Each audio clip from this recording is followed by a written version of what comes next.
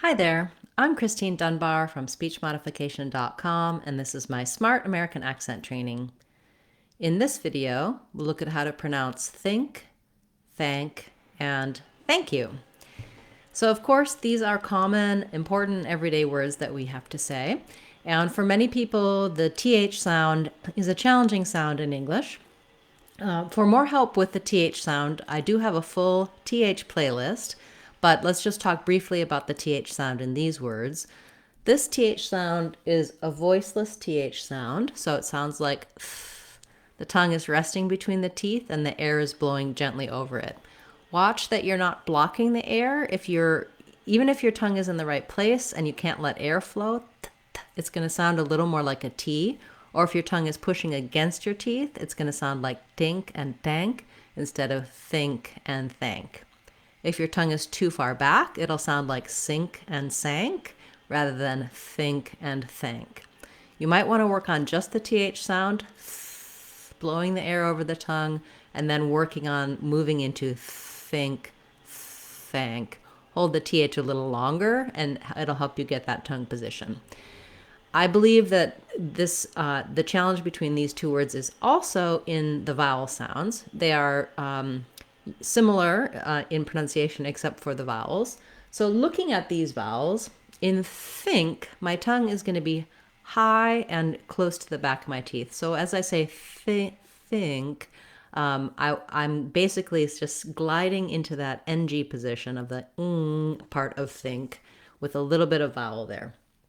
When I look at the vowels in how they're laid out, we have the E sound here. We don't say that in this word. That would be think. So you want to watch that your tongue is a little lower and more relaxed for think. And then for the thank, my vowel is way down here with it more open. Thank. So my tongue is going to drop while the back of my tongue lifts into the NG position. There is a vowel in between these two, but we don't have a word think. So that would be like the red tent vowel. We don't have that word, so we can eliminate that one. But you might notice that both of these vowels, if you have trouble differentiating them, you might be doing something that's a little more in between rather than the high front think and the front open thank. For think, another thing that can help you to get the vowel is to match it with another word. So you could say something like, I will think. You could also say, it thinks. Getting another word with a vowel with the I vowel in it, maybe did, think, can help you match that vowel. When you have that NG sound that we have in think and thank, it does make the vowel sound a little bit more nasal sometimes, and it makes it sound a little bit different. So people will often notice if I'm saying did versus think, it's hard to match that vowel. It is the same vowel sound. You do want to aim for that I from it and did, but don't worry if it sounds a little different to your ear. It's just because it's followed by this nasal NG sound. You'll also notice I wrote think and thank with this NG sound. So even though we have the letter N, I don't say think. It's not thin with a K. It's actually think with the back of my tongue lifting. Most people do say it this way. You're saying it correctly. I just want to point that out to you because that can be helpful later on if you're looking at the difference between the N and the NG sounds. So most people have no trouble saying think with that NG sound and thank with that NG sound. It also does affect the vowel. So when I'm saying thank, I might want to try to match this A vowel with, for example, that thank, or I have to thank you, so that I have that same vowel sound there. Again, that and thank, the vowel does sound a little bit different because the NG makes that ah vowel more nasalized, and it does raise it up a little bit. So you might notice when I say thank, my mouth doesn't open quite as much as when I say that. That, thank you. Because the back of my tongue is lifting back here for that NG sound, it lifts the whole vowel sound as well. Just adding in when we say thank you, we have the main stress on the thank part.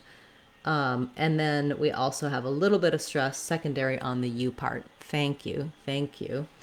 We do run those together, so it kind of sounds a little bit like thank you or thank you, if you want to think about how that glides. Thank you.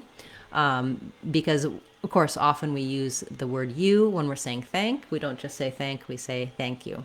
We also say thanks, and that just adds the S sound, thinks or thanks.